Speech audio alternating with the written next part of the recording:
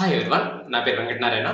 నేను ఈరోజు Saksoft limited dividend reinvestment strategy discussion చేయబోతున్నాను. ఇది రికమెండేషన్ కాదు, ఓన్లీ ఎడ్యుకేషన్ పర్పస్ మాత్రమే డిస్కషన్ చేస్తున్నాను. అలాగే నాకు ఇంకొక ఛానల్ ఉంది, ఆ ఛానల్ పేరు శూన్య టెక్నాలజీస్. ఈ ఛానల్లో మీకు Python, data science, Java, C, సి++, C# అండ్ VB.NET వీడియోస్ ఉంటాయి. మీరు ఎవరైనా సాఫ్ట్వేర్ జాబ్స్ ట్రై చేస్తుంటే ఈ వీడియో చూడండి, మీకు చాలా యూజ్ అవుతాయి అన్నమాట. సాక్సాఫ్ట్ లిమిటెడ్ అనేది ఐటీ కంపెనీ. వీళ్ళు డిఫరెంట్ సర్వీసెస్ ప్రొవైడ్ చేస్తారు.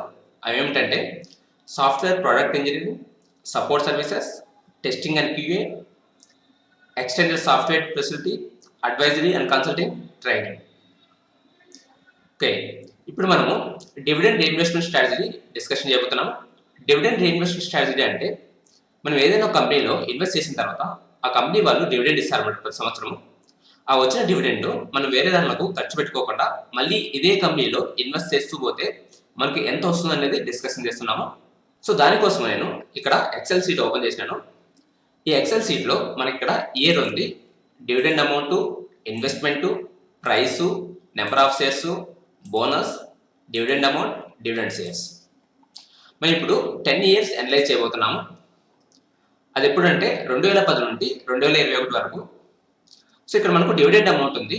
ఈ డివిడెండ్ అమౌంట్ ఎక్కడ దొరుకుతుందంటే BSE వెబ్సైట్లో, BSE ఇండియా, సాక్సాఫ్ట్, ఇక్కడ కార్పొరేట్ యాక్షన్స్ క్లిక్ చేయండి. తర్వాత ఇక్కడ క్లిక్ చేయండి. ఇక్కడ వెళ్ళామంటే మనకి ఇక్కడ బోనస్ హిస్టరీ, అలాగే డివిడెండ్ డిక్లేర్, అలాగే స్ప్లిట్స్ ఇవంతా ఉంటాయన్నమాట. సో వీళ్ళు బోనస్ ఇవ్వలేదు, అలాగే స్ప్లిట్ కూడా చేయలేదన్నమాట. సో ఎందుకంటే ఇది ఫేస్ వాల్యూ అండ్ 10 రూపీస్ ఉంది, అంటే వీళ్ళు స్ప్లిట్ చేయలేదన్నమాట. తర్వాత ఇక్కడ డివిడెండ్ అమౌంట్ చూసినామంటే 2007 నుండి వీళ్ళు డివిడెండ్ అమౌంట్ అనేది కంటిన్యూగా ఇస్తున్నారు అనమాట. 2007లో 2 రూపీస్ ఇచ్చినారు, 2008లో 50 పైసు, తర్వాత 1 రూపీ ఇలా ఇచ్చినారు అనమాట.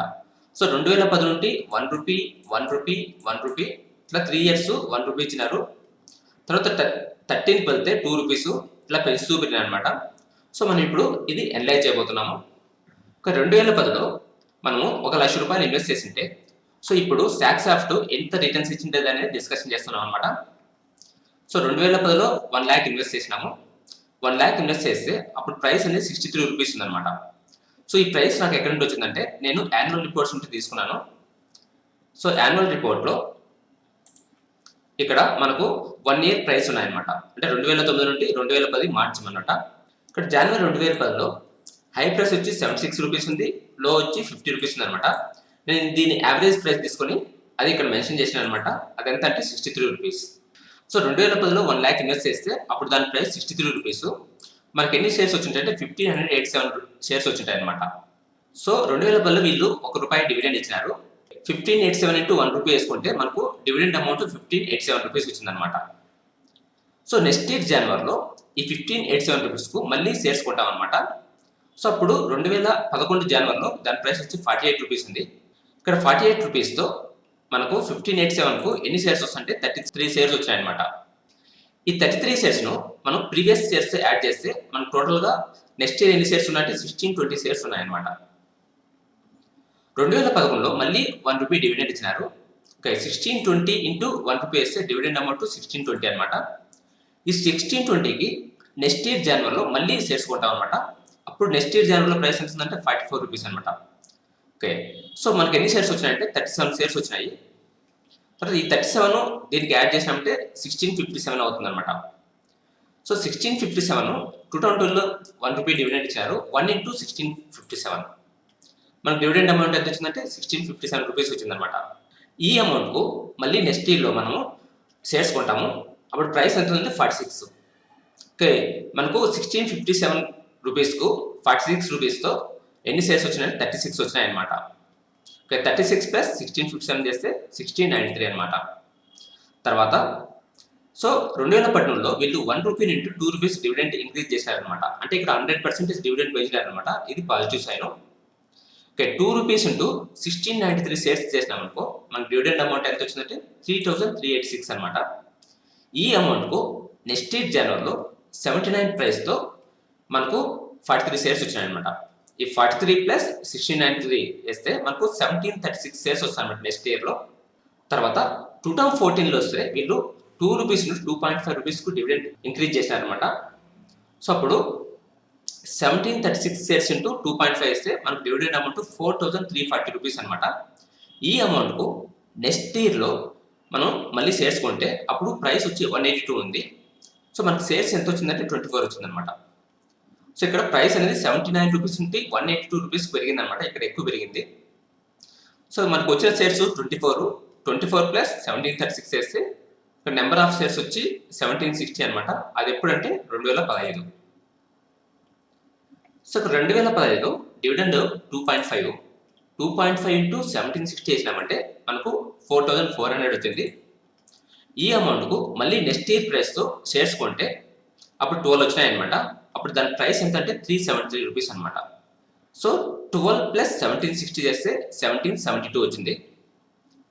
మళ్ళీ 2016లో 2.5 రూపీస్ ఇంటూ 3 రూపీస్ డివిడెండ్ పెంచినారనమాట. సో 3 ఇంటూ 1772 మనకు డివిడెండ్ అమౌంట్ 5316 అయింది.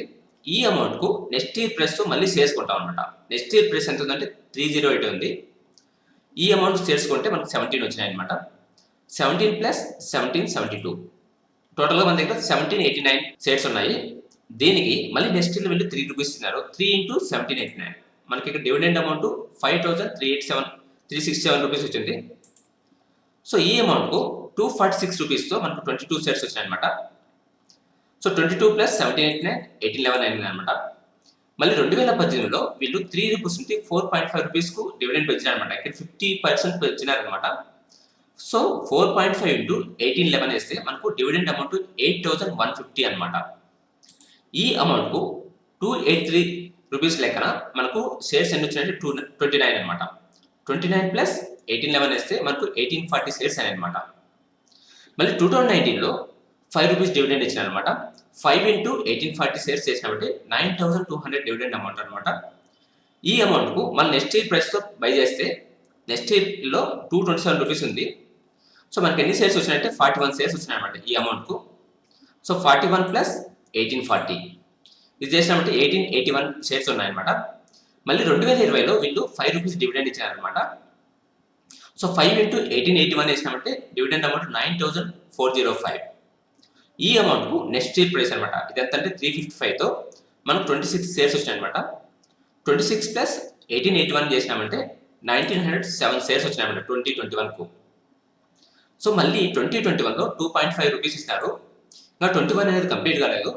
సో ఇప్పుడు 2.5 ఇచ్చా అంటే ఇంకా ఫ్యూచర్లో ఇంకా ఇచ్చే ఛాన్సెస్ ఉంటుంది అనమాట. అది గుర్తుపెట్టుకోవాలి. సో ఇక్కడ 2.5 ఇంటూ 1907 షేర్స్ చేసినామంటే మనకు డివిడెండ్ అమౌంట్ 4768 అనమాట. ఈ అమౌంట్కు కరెంట్ ప్రైస్ అంటే 790 రూపీస్ ఉంది. దీంతో మనకు 6 షేర్స్ వస్తాయన్నమాట. 6 ప్లస్ 1907 సో టోటల్గా ఇప్పుడు మన దగ్గర 1913 షేర్స్ ఉన్నాయన్నమాట. సో మనం గుర్తుపెట్టుకోవాల్సింది ఏమంటే 2010లో 1 lakh ఇన్వెస్ట్ చేస్తే మనకు వచ్చిన షేర్స్ 1587. సో ఆ కంపెనీ వాళ్ళు ఇచ్చిన డివిడెండ్ అమౌంట్కు మళ్ళీ షేర్స్ కొంటూ పోతే మనకు కరెంట్ వచ్చి 1913 అనమాట. అంటే 10 ఇయర్స్లో ఇది 1587 నుండి 1913 షేర్స్ పెరిగిందనమాట. ఇప్పుడు మనం కరెంట్ ప్రైస్ చెక్ చేస్తాం అనమాట. సో కరెంట్ ప్రైస్ వచ్చి 790 రూపీస్ ఉంది. 790 ఇంటూ 1930 షేర్స్ చేసినామంటే మనకు టోటల్గా ఎంత అమౌంట్ వచ్చిందంటే 15,11,270 రూపీస్ అనమాట. అంటే 2010లో 1 lakh ఇన్వెస్ట్ చేసింటే ఇప్పుడు మనము డివిడెండ్ రీఇన్వెస్ట్మెంట్ వల్ల మనకు కరెంట్ ప్రైస్ ఎంత ఉంటుందంటే 15,11,270 అనమాట. సో ఇక్కడ బాగా పెరిగింది, 15 టైమ్స్ పెరిగింది అనమాట. సో మనము ఇలా ఎనలైజ్ చేసుకోవాలి. అలాగే ఇక్కడ 10 years డివిడెండ్ అమౌంట్ చూసినామంటే 59,195 రూపీస్ ఇస్తున్నారనమాట. అంటే మీరు ఇన్వెస్ట్ చేసింది 1 lakh అయితే మీకు డివిడెండ్ అమౌంటే 59,000 వచ్చిందనమాట. సో ఈ డివిడెండ్ అమౌంట్ వల్లే మనకు ప్రిన్సిపల్ అమౌంట్లో ఒక లాస్ అయినా కూడా రిస్క్ తగ్గిందనమాట. ఇది గుర్తుపెట్టుకోవాలి. అలాగే ఇక్కడ డివిడెండ్ అమౌంట్ చూసినామంటే 111 3 years కాన్స్టెంట్గా ఉంది. తర్వాత ఇక్కడ 1 రూపీ నుండి 2 రూపీస్కి పెంచినారనమాట. మళ్ళీ 2 నుండి 2.5కి పెంచినారు. మళ్ళీ 2016 నుండి 2.5 నుండి 3 రూపీస్కి పెంచినారు. మళ్ళీ 3 రూపీస్ నుండి 4.5కి పెంచినారు. 4.5 నుండి 5 రూపీస్కి పెంచినారు అనమాట. సో 21లో 2.5 రూపీ ఇచ్చినారు. ఇంకా 6 months ఉంది కాబట్టి ఇప్పుడు మళ్ళీ ఇచ్చే ఛాన్స్ ఉంటుందన్నమాట. సో వీళ్ళు ప్రతి సంవత్సరము డివిడెండ్ అనేది పెంచుతూ పోతున్నారు అనమాట. ఇది పాజిటివ్ పాయింట్. అలాగే ఇక్కడ ప్రైస్ చూసినామంటే 2010లో రూ. 63 ఉంది.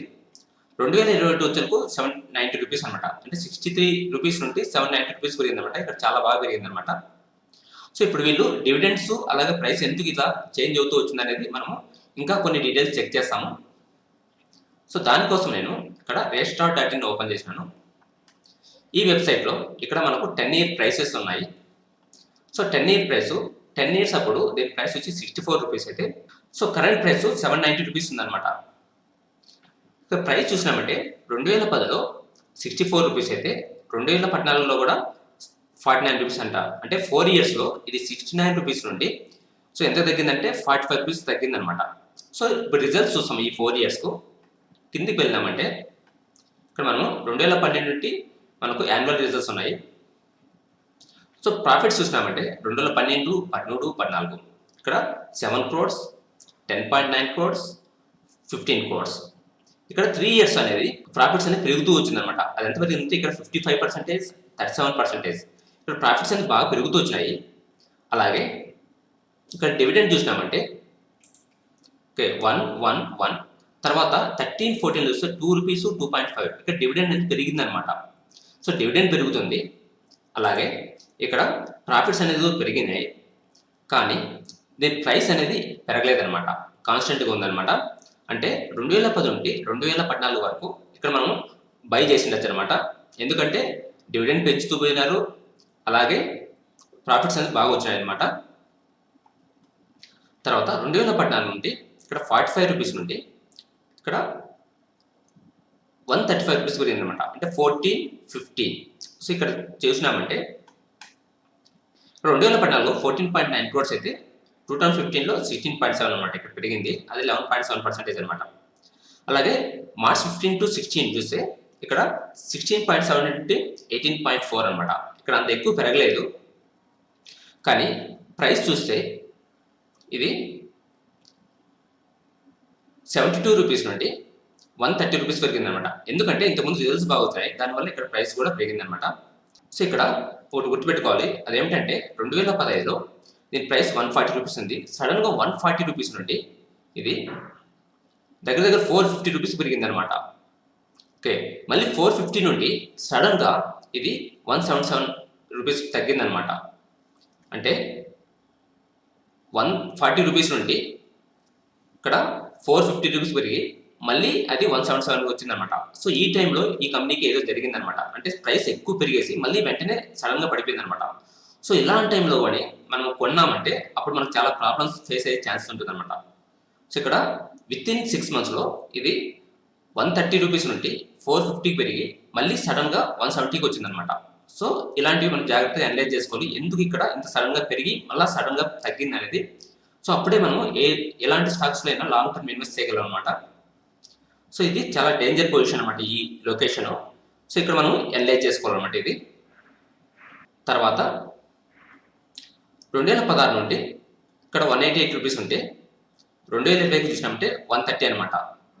అంటే 200 నుండి ఇక్కడ 120 తగ్గిందనమాట. అది ఎప్పుడు March 25, 2020. రిజల్ట్స్ చూస్తాము 16 నుండి 20 వరకు. ఓకే, 16 వస్తే 18.4 crores ఉంది. తర్వాత 17 crores అనమాట. ఇక్కడ కొంచెం తగ్గిందనమాట. మళ్ళీ 17 crores నుండి 22 crores, 22 crores నుండి 36 crores, 36 crores నుండి 38 crores అనమాట. ఇక్కడ చూసినప్పుడు 18 crores నుండి 38 crores 4 yearsలో ప్రాఫిట్స్ పెరిగినాయి అనమాట. కానీ ప్రైస్ చూసినామంటే ఇక్కడ ఇది రూ. 230 నుండి రూ. 120 తగ్గిందనమాట. సో రిజల్ట్స్ అనేది బాగా వస్తున్నాయి, కానీ ప్రైస్ అనేది తగ్గిందనమాట. అలాగే డివిడెండ్ చూసినామంటే 2016లో రూ. 3, 4.5, రూ. 5. ఇక్కడ డివిడెండ్ అనేది ఇంక్రీజ్ అవుతుంది అనమాట.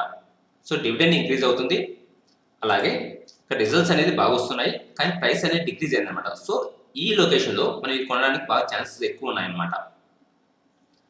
తర్వాత ఇక్కడ 20లో రూ. 120 నుండి ఇది రూ. 790 వరకు పెరిగిందనమాట. సో రిజల్ట్స్ చూసినామంటే ఓకే 21లో ఇది 38 crores నుండి 45 crores అనమాట. అలాగే లాస్ట్ 12 months కూడా 45 crores నుండి 53 crores అనమాట. ఇక్కడ రిజల్ట్స్ బాగా వచ్చినాయి, కానీ దీనికన్నా ముందు ఇంతకుముందు ఇంకా బాగా వచ్చాయన్నమాట. సో దీనివల్ల ఇప్పుడు ప్రైస్ సడన్గా ఇది 120 రూపీస్ నుండి 790 రూపీస్ పెరిగిందనమాట. ఈ 10 ఇయర్స్లో ఈ స్టాక్ కొనడానికి చాలా ఛాన్సెస్ వస్తున్నాయన్నమాట. సో మనము అలాంటి టైం కోసం వెయిట్ చేసి ఎప్పుడైనా కరెక్ట్ అయినప్పుడు బాగా ఇన్వెస్ట్ చేసినామంటే ఫ్యూచర్లో మంచి రిటర్న్స్ వచ్చే ఛాన్సెస్ ఉంటాయన్నమాట. సో ఎందుకంటే ఏదైనా మల్టీ బ్యాగర్ స్టాక్స్ సో కొన్ని సంవత్సరాలు ఎందుకంటే సైలెంట్గా ఉంటాయి అనమాట, అంటే స్టేబుల్గా ఉంటాయి, తర్వాత సడన్గా పెరిగిపోతుంది అనమాట. ఇక్కడ చూసినామంటే ఇక్కడ సడన్గా పెరిగింది, మళ్ళీ తగ్గింది అనమాట. సో మళ్ళీ ఇక్కడ కాన్స్టెంట్గా ఉంది, తర్వాత మళ్ళీ ఇక్కడ 130 రూపీస్ నుండి 790 రూపీస్ పెరిగింది అనమాట. సో మనం ఫండమెంటల్గా మంచి స్టాక్స్ సెలెక్ట్ చేసుకొని లాంగ్ టర్మ్ ఇన్వెస్ట్ చేస్తే ఫ్యూచర్లో మంచి రిటర్న్స్ వచ్చే ఛాన్స్ ఉంటాయి అనమాట. సో మనం అది కరెక్ట్ కావడానికి వెయిట్ చేయాలన్నమాట. తర్వాత ఇంకొన్ని పాయింట్స్ చూస్తాము. ఇక్కడ కిందికి వెళ్ళామంటే ఇక్కడ ఆర్ఓఈ ఆర్ఓసి చూసినామంటే 2012 నుండి ఓకే ఆర్ఓఈ 12% ఉంది, 11%. ఇక్కడ 12 నుండి 15, 16, 16, 18. సో ఇక్కడ ఇంప్రూవ్ అవుతూ వచ్చిందనమాట. తర్వాత ఇక్కడ తగ్గింది, మళ్ళీ ఇంప్రూవ్ అయింది అనమాట. 18, 23, 20, 19. సో ఓన్లీ ఇక్కడ మార్చ్ 17లో మాత్రమే తగ్గిందనమాట. సో ఇక్కడ తగ్గింది మార్చ్ 17లో. ప్రైస్ కూడా చూసినామంటే ఇక్కడ సడన్గా పెరిగింది, మళ్ళీ తగ్గిందనమాట. అలాగే వీళ్ళు రిసీవబుల్స్ డేస్ చూసినామంటే సో 2012లో 17 డేస్ ఉందన్నమాట, తర్వాత 84 డేస్. ఇక్కడ పెరిగిందనమాట, మళ్ళీ తగ్గిస్తూ వచ్చేసి కరెంట్ వచ్చి 62 డేస్ అనమాట. అంటే వీళ్ళు రిసీవబుల్ డేస్ 71 డేస్ నుండి 62 డేస్కు తగ్గించారనమాట. ఇది పాజిటివ్ పాయింట్. అలాగే క్యాష్ కన్వర్షన్ సైకిల్ చూసినామంటే ఇక్కడ 31 డేస్ నుండి వీళ్ళు 16 డేస్ తగ్గించారనమాట. సో ఇది పాజిటివ్ పాయింట్ అనమాట. అలాగే డెప్ట్ టు ఈక్విటీ చూసినామంటే 2012లో 0.7 ఉండేది, తర్వాత 0.66 ఇలా తగ్గిస్తూ వచ్చు. కరెంట్ వచ్చి 0.1 అనమాట. అంటే ఇప్పుడు కరెంటు మినిమం డెప్ట్ ఉందన్నమాట. ఇది పాజిటివ్ పాయింట్. సో వీళ్ళు డెప్ట్ అనేది తగ్గిస్తున్నారు, అలాగే క్యాష్ కన్వర్షన్ సైకిల్ అనేది తగ్గించినారు, అలాగే ఆర్ఓఈ ఆర్ఓసి అనేది పెరిగిందనమాట. ఇవన్నీ పాజిటివ్ పాయింట్స్ అనమాట. సో అలాగే ఇక్కడ రిజల్ట్స్ చూస్తే చాలా బాగా వచ్చినాయి, కానీ ప్రైస్ అనేది 2010 నుండి 2014 వరకు కాన్స్టెంట్గా ఉందన్నమాట. ఇక్కడ మనం బై చేసిండొచ్చు అనమాట. తర్వాత 2016 నుండి 2020 వరకు ఈ మధ్యలో కూడా రిజల్ట్స్ అనేది చాలా బాగా వస్తున్నాయి. అలాగే డివిడెండ్ పెంచుతూ పోయినారు, కానీ ప్రైస్ అయితే తగ్గుతూ వచ్చిందనమాట. సో ఈ టైంలో మనం కొనడానికి మంచి ఛాన్సెస్ అనమాట. సో ఇప్పుడు వాల్యుయేషన్ చెక్ చేస్తాము. సో కరెంట్ మార్కెట్ క్యాప్ ఎంత అంటే 825 crores అనమాట. ఇది స్మాల్ క్యాప్ కంపెనీ. అలాగే కరెంట్ పి వచ్చి 15.5 ఉందన్నమాట. అలాగే ప్రమోటర్స్కి వచ్చి 69.11% ఉందన్నమాట. ఓకే కరెంట్ పి వచ్చి 15.5 అయితే 3 years మీడియం పి వచ్చి 8.82, 5 years వచ్చి 10.17 అనమాట. ఓకే 3 years 5 years మీడియం పితో కంపేర్ చేసినప్పుడు ఇది 15.5 అంటే ఎక్కువగా ఉందన్నమాట. కానీ ఐటీ స్టాక్స్లో 15.5 అంటే ఇది చీప్గా ఉన్నట్టు అనమాట. అలాగే ఎందుకంటే రిజల్ట్స్ కూడా వీళ్ళకి బాగా వస్తున్నాయి. అలాగే ఇప్పుడు మరికొన్ని పాయింట్స్ చూస్తాము. ఇక్కడ free cash flow for 10 years. 10 years free cash flow అనేది 262 crores ఉందన్నమాట. ఇది పాజిటివ్ సైన్. అలాగే free cash flow for 5 years చూస్తే 174 crores అనమాట. ఇది పాజిటివ్ సైన్. అలాగే ప్రైస్ టు సేల్స్ చూసినప్పుడు 2.1 ఉందన్నమాట. అంటే సో కరెంట్ వీళ్ళకు అన్ని రేషియోస్ బాగా పాజిటివ్గా ఉన్నాయి. సో అలాగే రిజల్ట్స్ కూడా బాగానే వస్తున్నాయి అనమాట. కానీ ప్రైస్ చూస్తే లాస్ట్ 1 yearలో బాగా పెరిగింది అనమాట. అదేమంటే 120 రూపీస్ నుండి 790 రూపీస్ పెరిగింది అనమాట. కానీ ఇప్పటికి కూడా ఇది అండర్ వాల్యూడ్ ఉందన్నమాట. దీని పిఈ ఏమంటే 15.5. ఈ సాక్సాఫ్ట్ లిమిటెడ్ను వేరే ఐటీ కంపెనీస్తో కంపేర్ చేసినప్పుడు ఇది అండర్ వాల్యూడ్ ఉందన్నమాట. ఎందుకంటే దీని పిఈ వచ్చి 15.5 ఉంది. అదర్ ఐటీ కంపెనీస్ చూసినప్పుడు 30, 40 అలా ఉందన్నమాట. సో ఆ విధంగా చూసినప్పుడు సాక్సాఫ్ట్ అనేది అండర్ వాల్యూడ్ ఉందన్నమాట. కానీ మనం రిస్క్ ఏమిటంటే ఇక్కడ వితిన్ 1 yearలో 120 రూపీస్ నుండి 790 రూపీస్ పెరిగిందన్నమాట. సో మార్కెట్ కరెక్ట్ అయిందంటే ఈ స్టాక్ కూడా కరెక్ట్ అయ్యే ఛాన్స్ ఉంటుంది. అప్పుడు మనం ఈ స్టాక్ను బై చేసినామంటే ఫ్యూచర్లో మంచి రిటర్న్స్ వచ్చే ఛాన్సెస్ ఉంటాయన్నమాట. That's it for today. Thank you for watching. Have a nice day.